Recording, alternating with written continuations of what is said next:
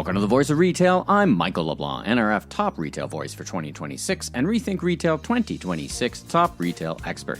This podcast is produced in conjunction with Retail Council of Canada. Both of you, welcome to the Voice of Retail podcast. Julie and Salinas, welcome. How are you?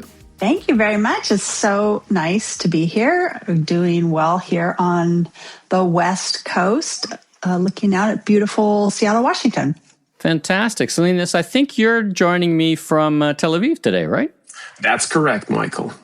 Fantastic. A little late in the evening for you, so thanks a lot for making the accommodation. It's I'm really looking forward to having the conversation. And every now and then AI comes up in conversations these days with retailers. You guys have a particular lens, and Julie, you've got just a boatload of experience between Lululemon and REI. So you've been a CIO. You've seen the hype. You've seen the reality. So I'm really looking forward to the conversation. So Julie, why don't we start with you? Tell us a little bit about your background for the people. I know a little bit, but share a little bit about who you are and what you're doing for a living today. Yeah, absolutely. I have called myself a serial retail technologist for most of my career. I started in Nordstrom, was there for 10 years, led a lot of the omnichannel initiatives, which was just such a super exciting time to be innovating and inventing. And then I went to REI, led a technology transformation there, was there for about 3 years. And then this little tiny $2 billion company called Lululemon called me. They were in Vancouver. There was a lot of things that I just didn't know, but the energy was super magnetic, and I decided to take a leap, and it was one of the best decisions I made. I was there for 8 years, helped grow the company from $2 billion to $10 billion. A lot of that was based on the technology that we could not keep up with demand. The company was very hungry for it, and it was an exciting place to be. About a year ago, I decided that I was ready for something new. Been in this retail technology role for quite a while. And so I started my own business. I wrote a book and I'm spending a lot of time in the AI space, in enterprise adoption. My book is my title of my book is Chief Impact Officer, and the subtitle is Real Transformation Comes from Human, Not Just Artificial Intelligence. Nice. Well, I want to get to that book a bit later. I want to learn a little bit more about it, as make sure people know all about it. Now, one quick question on Lululemon. Was that Christine Day that hired you, or Chip Wilson? Which generation of leaders were you there with?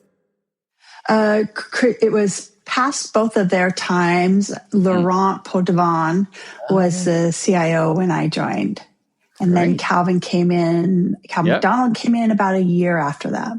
All right. Just helps me land where and when you were there. Now, Salinas, talk about yourself. What do you do for a living? You look like you're a technologist as well. And then we'll talk about how the two of you kind of have come together and got to know each other.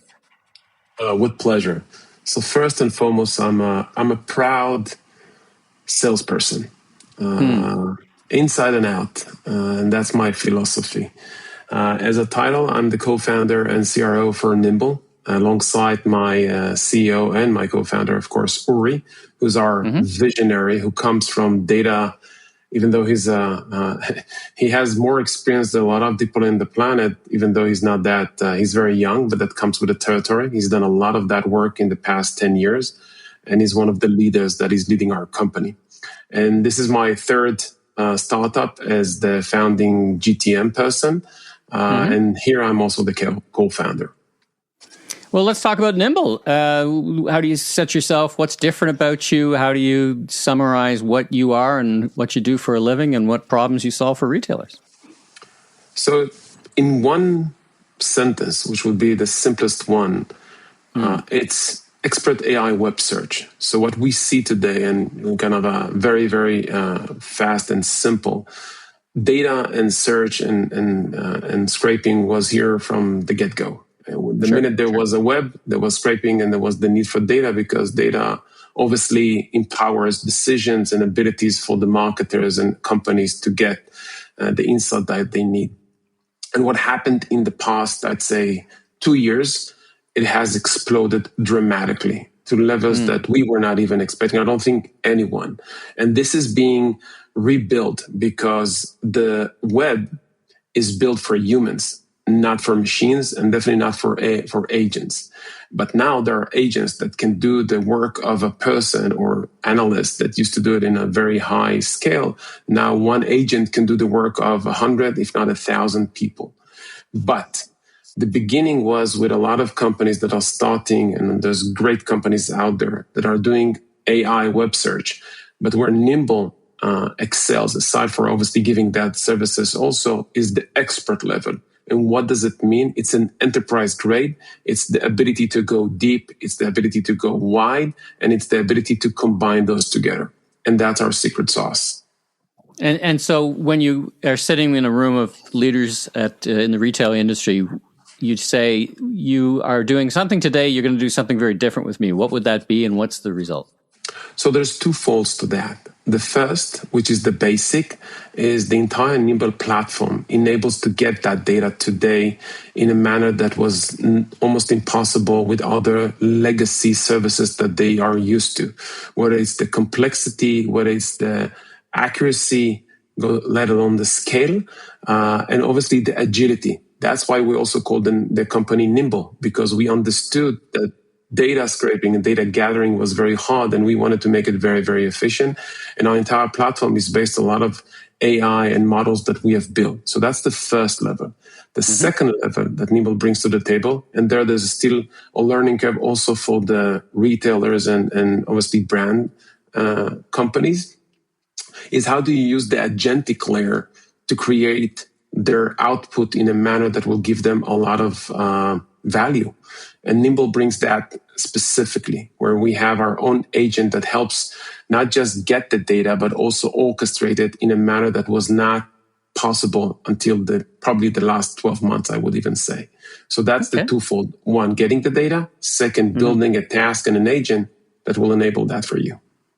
I'd want to spend just another couple of minutes on it if I could, because I often find that explaining or technology explained to retailers is better in some ways with somewhat of a concrete example. So what data would a retailer go to seek and find that they would use your tool to get?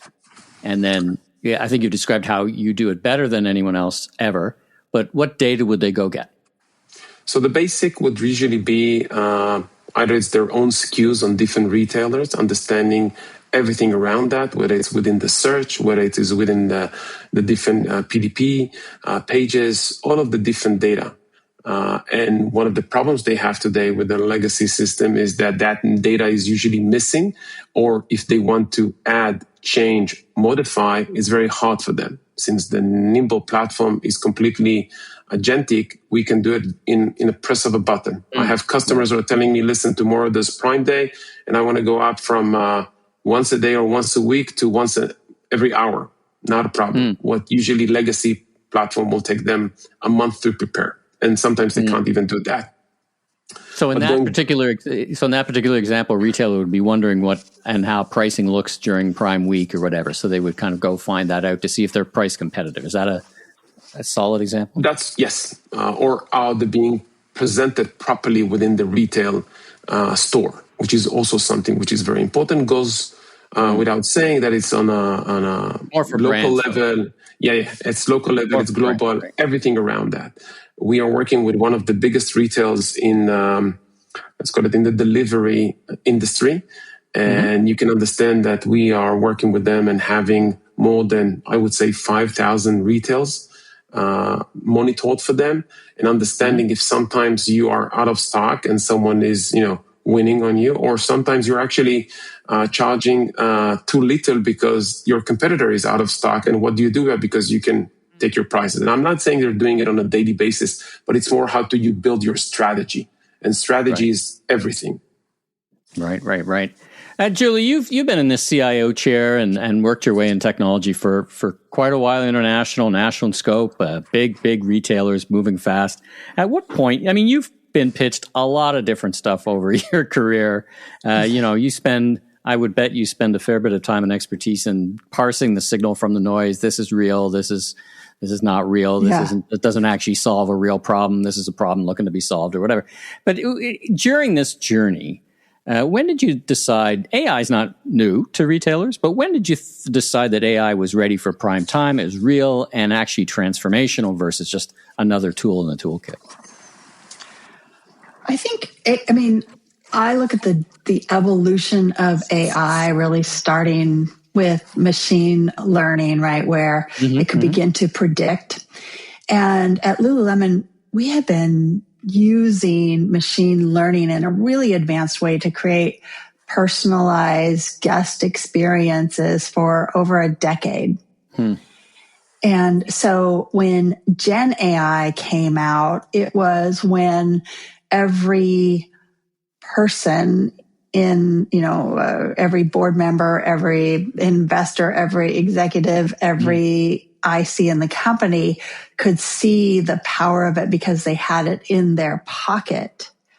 But for me, it was major step, but it was another step in this progression of technology that we've been on. I've heard it described as geometric growth of importance versus arithmetic. It's not the next step as much as it is. It's a whole, also, a big leap forward. Now, is AI really ready for prime time? I mean, I, like many people, I use AI. I laugh at it more times than sometimes the results are just bananas. I was just preparing a report. You ask it to tweak one thing and it does a whole bunch of other hallucinations. Is it really ready to rely on in your business? And the second part of that question is it ready to go beyond pilot stage, right? It's one thing to do a pilot. It's another thing to reach enterprise scale. Okay, how are you thinking about AI? I think absolutely. The technology is there. The technology is solid. The challenge with it in enterprise right now is some of the other things that you describe. Like the technology is the easy part almost right now. It's the data that it's built upon. Can that be trusted? Can we govern it in a way that we are comfortable handing over the decisions? Are workflows identified in a way that they're really able to be automated? What's the organization that we need to have to be able to support decisions like Salinas was talking about, right? When you have that real-time data in your hands, do you have the organization that's ready to take advantage of it? So I think, the things that you mentioned, hallucinations, those sort of things, that those are things that we can manage around. It really, to me, the reason why so many pilots are failing right now is not because of the technology. Okay. It's back to what did IBM used to say, right? People, process, and technology, right? It's the trifecta. Now, Salinas, Nimble, you talk about making a live web data enterprise grade. I mean, data can be very messy. You began the interview talking about how important the data was. And for a retailer to try to build trust in an AI system, what does enterprise grade data actually require? Accuracy, it's got to be fresh. You got to know where it came from. There's also, here in Canada, we're talking about data sovereignty. I mean, there's a whole bunch of issues. Talk about your perspective on that. So, first and foremost, what you said is correct. All of those ingredients are basic without AI. If you can't trust your data, then you are losing, trust in the insights and everything around that. There's an additional part, which is today also very, very important. People don't even know about it. And is your data, even if your data is good and ready and clean and scalable, is it ready for your AI agent? Because AI agents are not just simple. It's not just a system that goes and read data. It's the similar if you bring good data, not just good in the sense of is it accurate or right, but also is it built for an agent to read it. I know it sounds surprising a little bit, but if you're not bringing the data properly digested, RAG-oriented, or other features that needs to be, then yes, the agent will be able to do that, but it's going to take him more time, more complexity, and maybe you will lose faith at this time, say, okay, it's not doing me the things that I wanted. So it goes without saying, it needs to be accurate, it needs to be scalable, it needs to be all the things that we are expecting from data with or without AI. But it also needs to be ready for AI incumbent activities and features. So in your experience, talking to retailers, CIOs like Julie, where is the average retailer's data on that spectrum? Let's say one is it's just not ready for prime time at all, maybe probably not ready for great use to begin with, or at 10, where you're finding many, many retailers have really focused on the data and it's ready. Where would you assess the industry to be on a scale of 1 to 10 for what you're describing? So I don't know if I can, vouch for the entire industry, but I can tell you that 2 weeks. I'm a tech person at the end of the day, and much more people, more experienced than us. But I think it was 3 weeks ago, I attended Shop Talk at Barcelona, and I've met with literally big amounts of brands. And what we've done in order to prepare there, we took some kind of a prompt, put it on our agents, and then build them a dashboard. Very simple. Obviously, there's a lot of work to be done if you want it to be working. And they were amazed. Sure. And it literally took us my SE took him less than an hour. But what I found out that it's really different. I met at least with one of the 2 biggest brands in the world today, or companies in that sense. One was super ready, and the other was not even in the process of making it. So it really depends on who's the champion within the organization. But none of them was more than, I would say, a 5, meaning putting it into action to work for the business. So they're doing experiments, are trying, but they're not there yet. So the data is good. It's not AI. They don't know what even to ask. They're still not in that path. But it's going to happen faster than anyone thinks. Julie, I'm going to ask you a similar question. I don't know if you're a baseball fan, but what inning are we in this whole AI journey that we're describing here today? Are we in the, are we just in the batter's cage? Are we heading to the 7th inning stretch? I can't imagine. What inning do you think we're in? I think we are maybe in the 1st inning. Okay. Yeah. Just getting the cleats on. Just getting started. Just getting started with all this. Interesting. Yeah, now, for sure. Question for you around, you probably authored a bunch of use cases, and you've probably read about 500,000 of them from people trying to convince you to prioritize their particular products now, or projects. Now, how do you tell the difference between an AI use case? Now we're on a whole different level that looks good as a pilot and one that's actually built to survive contact with a real omni-channel operation. Many of the retailers listening will have, be doing omni-channel for many, many years, and they're saying, okay, what's the difference? If I look at this use case, how do I know if it's ready for prime time? Yeah, I asked some fairly standard questions, right? One, whose data does this run on, and what shape is that data in today? Because that separates the demo from the reality. And the other one is about the business. What workflow actually changes and for whom? And then there's follow-on questions with that. Are they ready? Are they asking for it? Because if it's a technology department that is trying to project workflow changes on another group, it's not ready. Who owns the errors? What does this cost at scale, not at a pilot? And I find that the vendors who say, yes, we can do everything, are the ones that are the least mature. And I'll give you an example. There was a time when an opportunity came in through a board member who had spoken with another board member who had, some association with this AI software. And they came in very excited about it and pitched it to the CFO, who was then very excited about it because it promised that you could do really analyze your business in any way you wanted to. So you could look forward 5 years in sales. You could look at your marketing spend. You could understand inefficiencies in your supply chain. This was the tool that could do anything. And I reached out there, and there was a lot of hype around it, right? Everybody's excited. Wow, these are all the things that we really want to do. So of course, let's prioritize this. Let's get this moving. And I met with the CEO of the startup, and the answer was, yes, we can do that. Yes, we could. Can you do this? Yes, we can do this. Yes, yes, yes, yes, yes. And it's a hard place for a CIO to be in because we know the reality of that. We know that there is data, that there is complexities. We know that there are workflow changes. We know that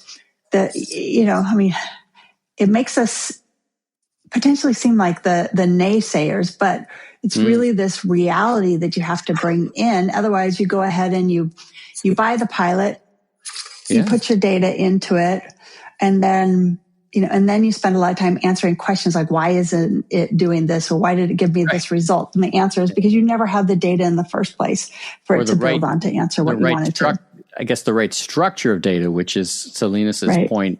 When you approach these business cases, and I'm so curious about the culture. I mean, I've worked for companies where the tech team sets up like a red team, right? We're going to see if, I would never use the word devil's advocate because it's like an excuse to be a negative person. But, let's set up a red team and say, does this do what we really think it's going to do? Like, how do you pressure test some of these things without going too far down the resource? Because, even in big companies, resources aren't infinite.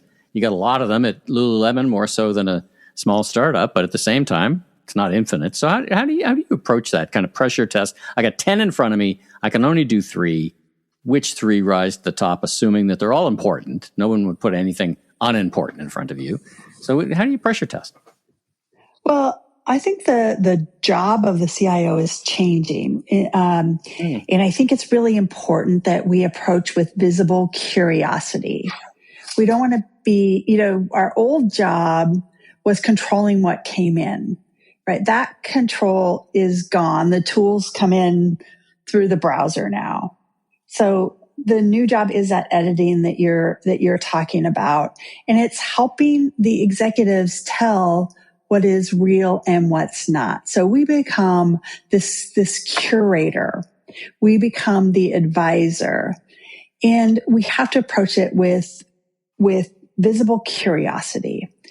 So instead of saying we need to slow down or be careful, that no longer works. Right? We have to be truly, truly curious and understand what problem this is solving with the business, and speak about it in those terms, and try to educate the organization that things like, well, why can't we just do this now, is not the right question.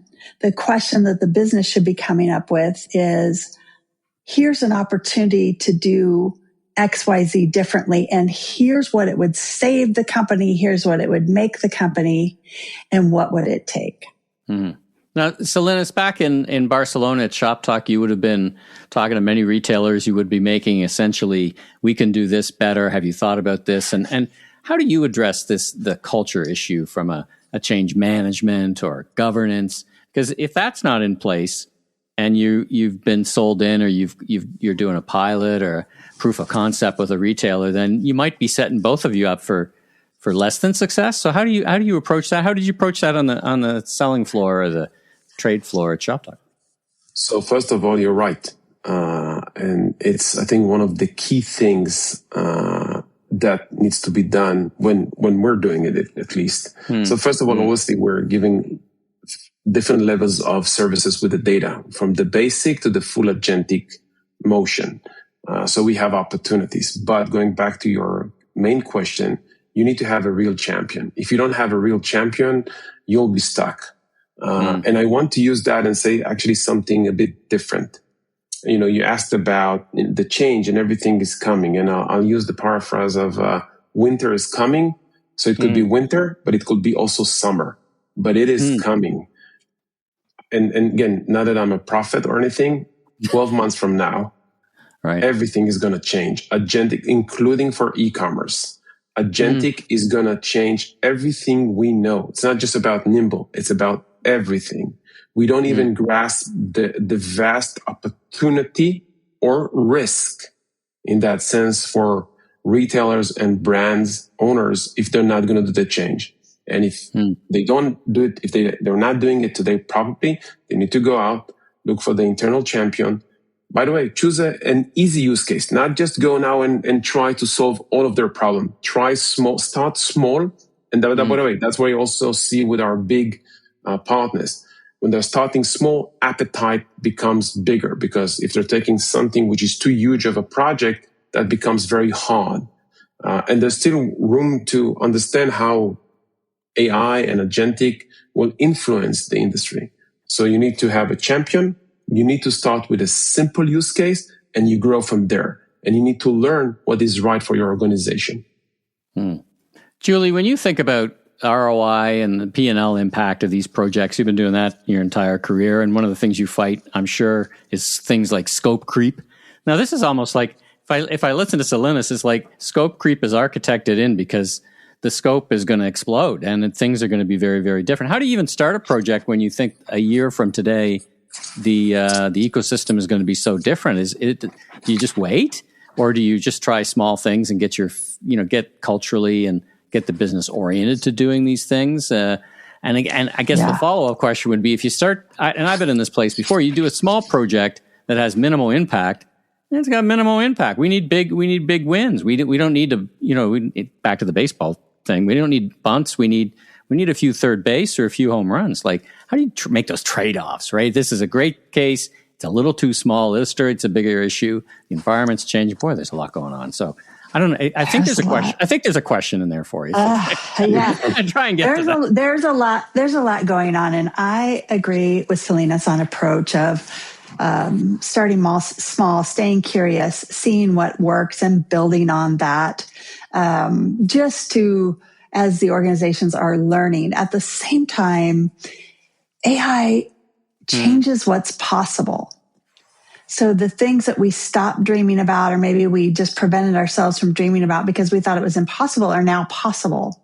So we have to allow ourselves to dream differently too. And those two things kind of seem to conflict with each other, but I don't think they do. I think you have to do both. I think you have to incrementally grow the approach, the curiosity, the mindset of constant evolution in your organization at the same time that you dream big about what is now possible. Salinas, you've been very generous with your insights, advice about a change agent and a champion. Julie, what's your advice to retailers listening? I don't know how many CIOs would be starting AI today. They're probably, most are probably past governance and doing some projects of different size, scale. But what's the one or two things you'd say, listen, success will be, you need to do these 2 or 3 things to be successful in any context. There's it. Make sure your architecture is right, your data is right. I mean, it's hard to imagine many had not been working on that, but is there something else you might call it? I think the role of the CIO is changing, and it has to. Some are already there, but some are not. And I think every CIO has to see themselves now as a strategic business enabler, and they have to be curious, and they have to think about what if and what could be, and go.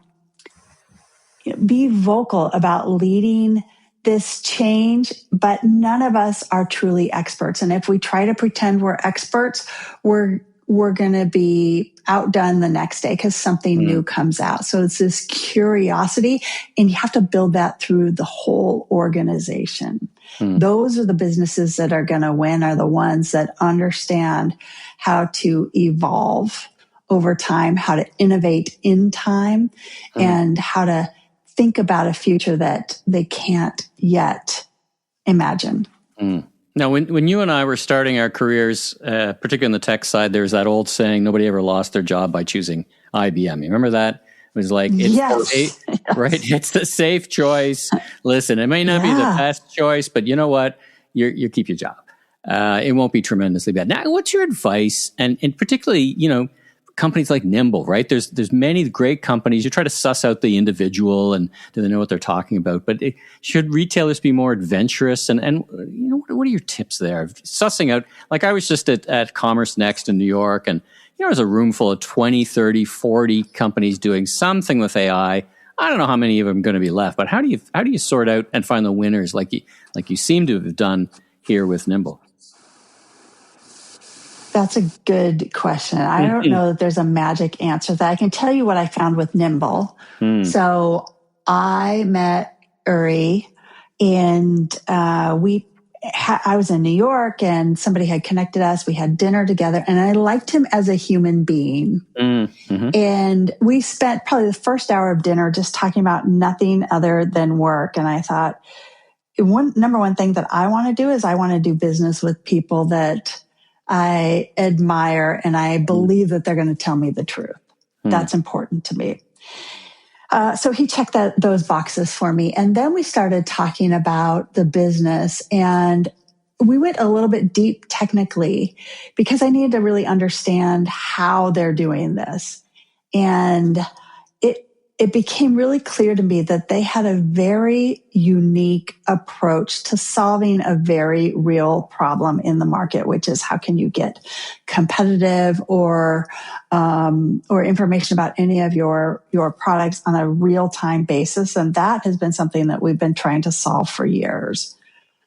So, that's where it all starts. A good conversation, and that's where it started. Suss out the yeah. Salinas, if people need to get in touch with you, how do they, or you and the company? Are you a LinkedIn person? Where's the best place to go? LinkedIn, our site, any one of those channels works for us. Now, Nimble, I searched Nimble, and I got 8 different results for Nimble. So is it nimble.com? Nimbleway.com. Nimbleway. All right, Nimbleway. Yeah, that's our domain. Yeah. Okay. Julie, is that book available yet? Is it on the shelves? The book is available. It came out on June 16th, so it is available every place that... Oh, thank you. It is available everywhere that you would like to buy a book. And julieaverill.com is how you find me. And what's the title of the book again, so people can make sure they can look it up? Chief Impact Officer. To both of you, thanks so much for joining me on the mic. It's been a great conversation. Just another iteration of discussing how, IBM comes back again with people, process, and technology. I think you touched on all 3 of those. Julie, thanks so much for lending your expertise to the mic. Salinas, thanks for as well, kind of bringing some insight from a broad base. And I wish you both continued success. And thanks for joining me on the Voice of Retail podcast. Thank you very much, Michael. Great conversation. Thank you.